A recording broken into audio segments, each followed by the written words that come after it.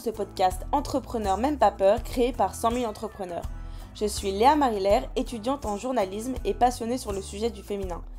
Savez-vous que seuls 30% des entreprises sont créées par des femmes en France et que ce chiffre n'évolue pas depuis plus de 10 ans ? Lorsqu'elles font leur choix d'orientation, elles choisissent massivement les filières d'humanité. Elles ne sont que 3% à s'orienter dans les filières numériques au lycée. Elles n'auraient pas besoin de rôle modèle féminin pour se projeter et prendre confiance en leurs capacités ?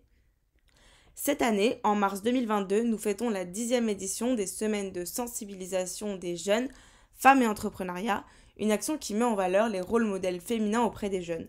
Dans ce podcast, nous entendrons la voix de celles qui œuvrent pour la promotion de l'entrepreneuriat féminin auprès d'élèves et d'étudiants de 13 à 25 ans.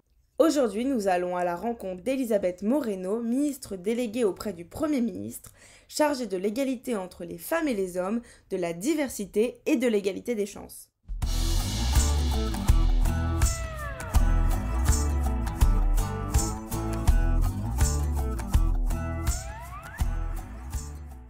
Elisabeth Moreno, merci de nous accorder cet entretien. Ce podcast Entrepreneur même pas peur est réalisé dans le cadre de la 10e édition des semaines de sensibilisation des jeunes, femmes et entrepreneuriat.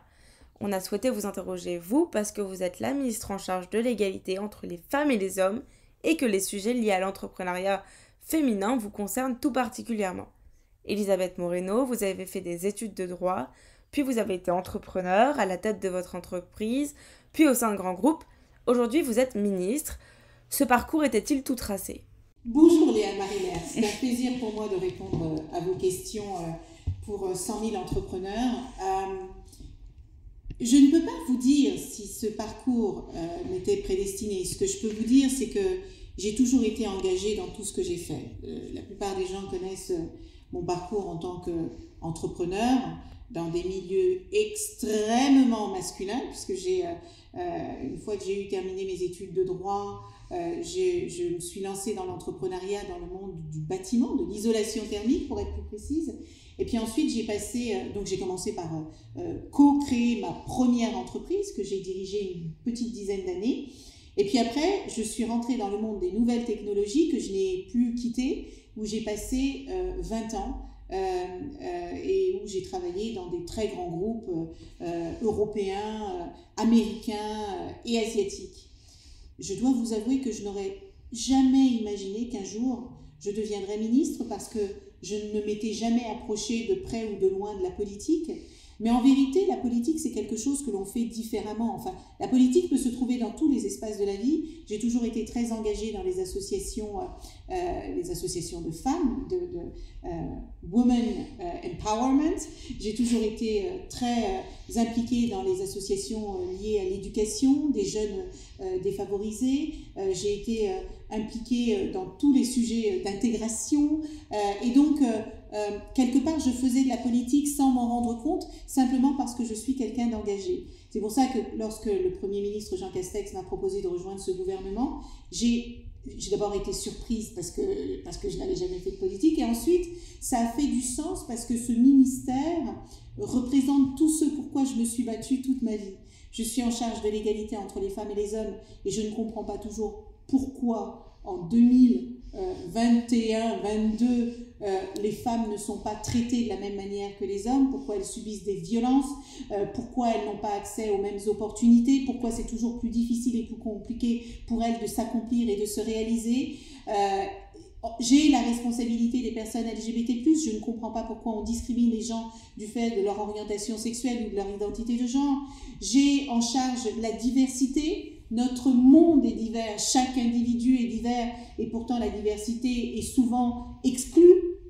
Et puis, j'ai en charge les questions d'égalité des chances, et je pense que tout à chacun a un talent. Et comme disait Einstein, si vous demandez à un poisson rouge de voler, vous trouverez qu'il est idiot. Mais il y a énormément de personnes qui ont du talent, qui ne demandent qu'à se réaliser, à s'accomplir, et avoir l'opportunité d'aider ces personnes à se réaliser comme moi, on m'en a donné un jour l'opportunité, je ne pouvais pas refuser.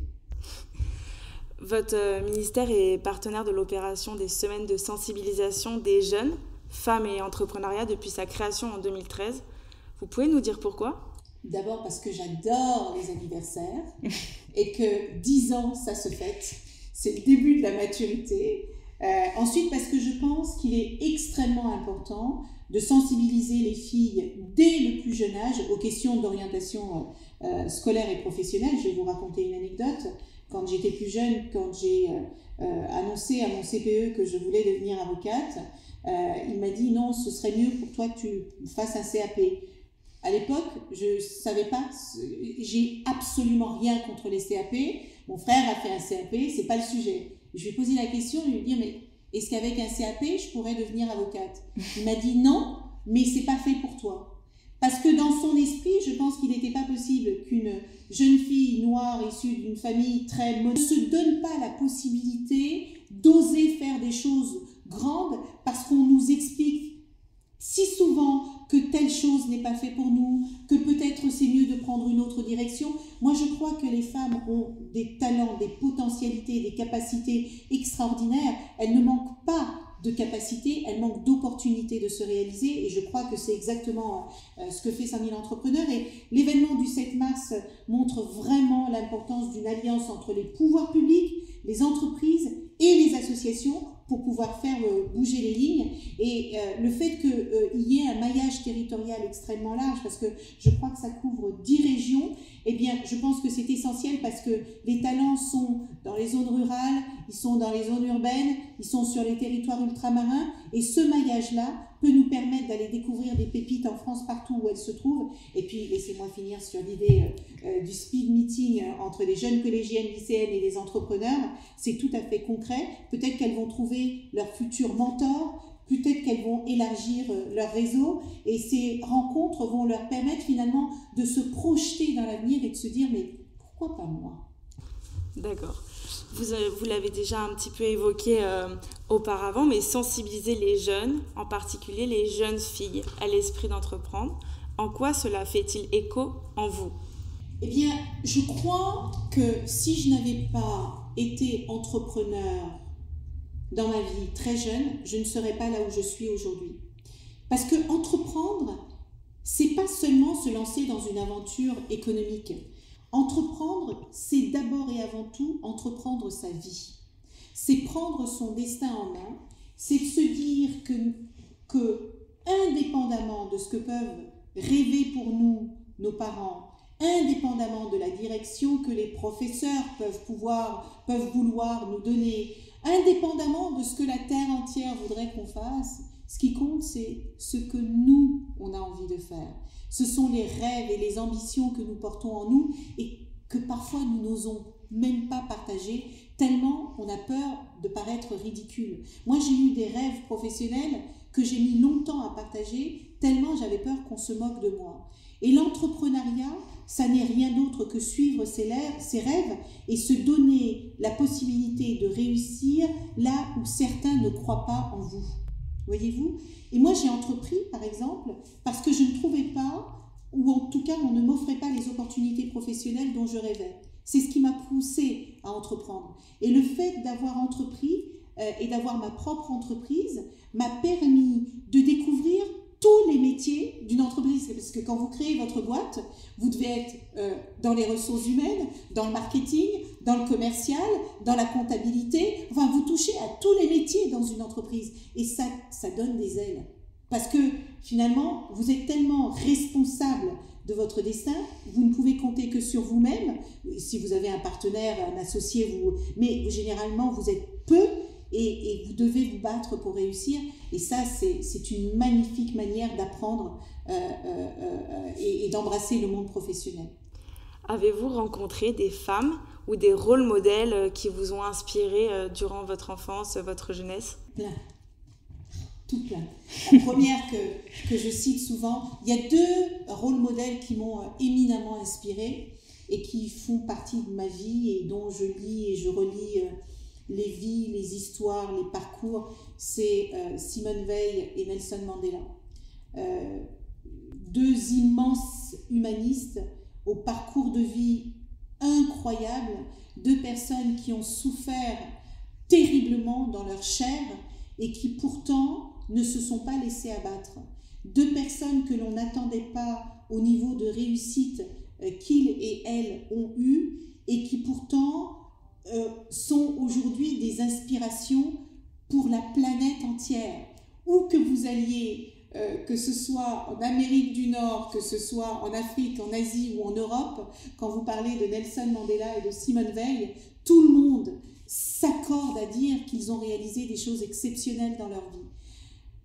Donc ce sont mes mentors de toujours. Je n'ai même pas eu la chance de les connaître ou de les approcher de près, mais voilà, quand je doute, je me dis, mais que ferait Simone? Quand vraiment je doute, je me dis, mais que penserait Nelson Mandela? C'est ça pour moi un mentor. C'est quelqu'un qui vous permet de prendre du recul, parce que vous savez, quand vous êtes en difficulté, vous avez tendance à vous replier sur vous-même et à penser que vous êtes le centre du monde et que tout tourne autour de vous. En vérité, non.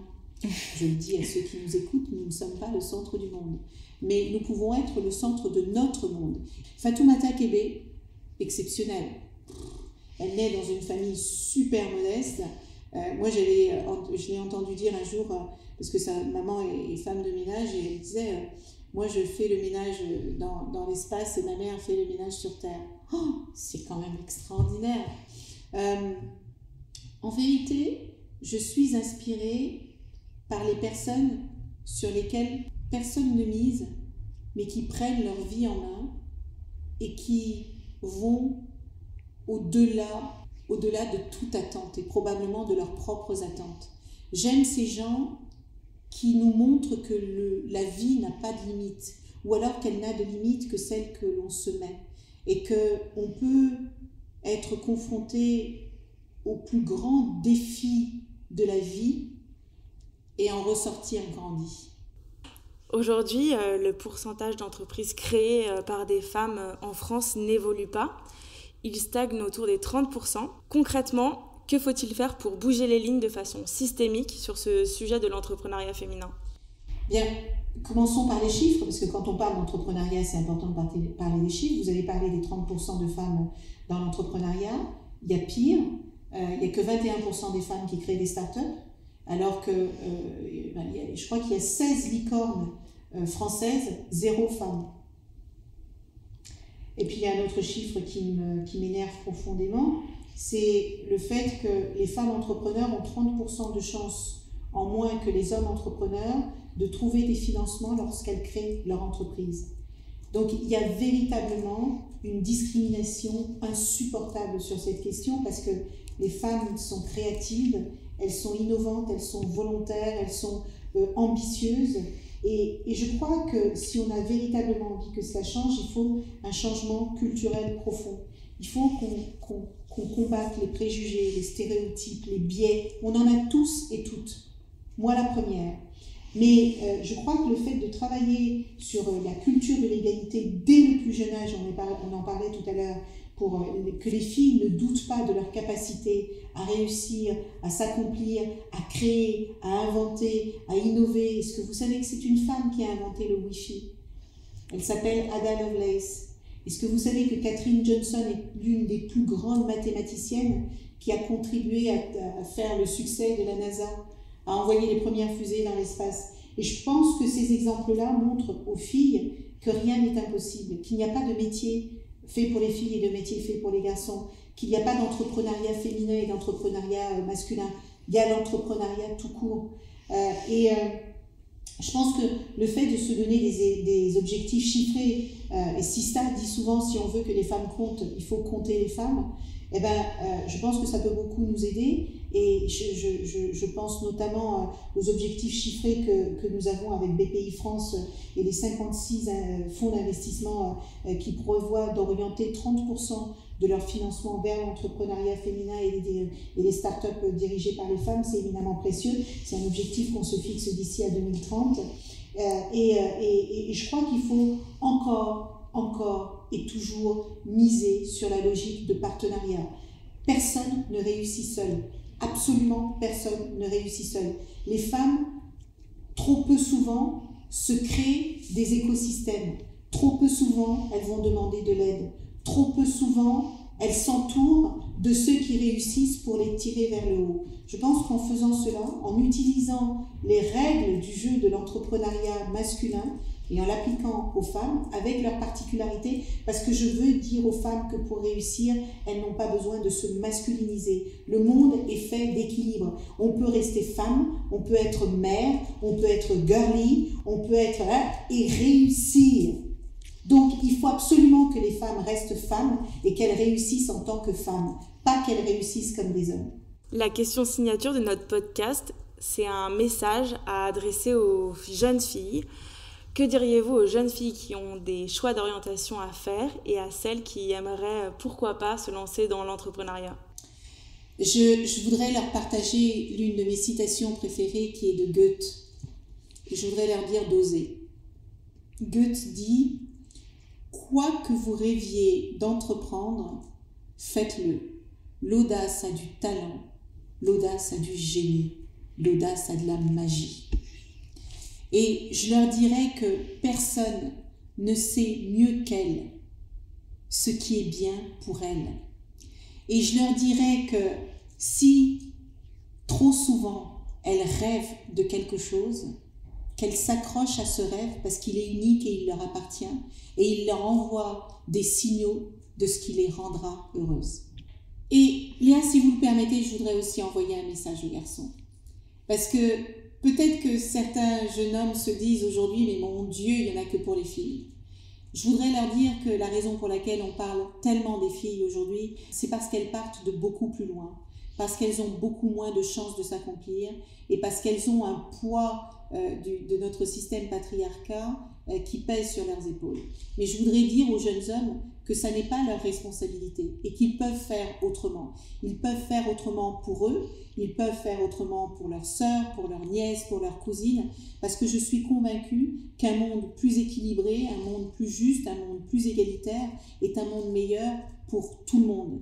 Et je voudrais dire à ces jeunes hommes que eux aussi, ils peuvent entreprendre, que eux aussi, ils ont la possibilité de s'inspirer de chefs d'entreprise qui se sont accomplis, qui se sont réalisés. Et je voudrais leur donner un conseil, c'est simplement de ne pas hésiter à regarder vers ces métiers qu'on dit féminins. Il n'y a pas de métier féminin et de métier masculin. Il y a juste les métiers qu'on aime et qui nous font vibrer. Alors, jeunes hommes, je compte sur vous pour deux choses. La première, c'est que vous respectiez toutes les femmes du monde. Et la deuxième, c'est de vous dire que nous avons besoin de vous pour créer, inventer et innover le monde de demain.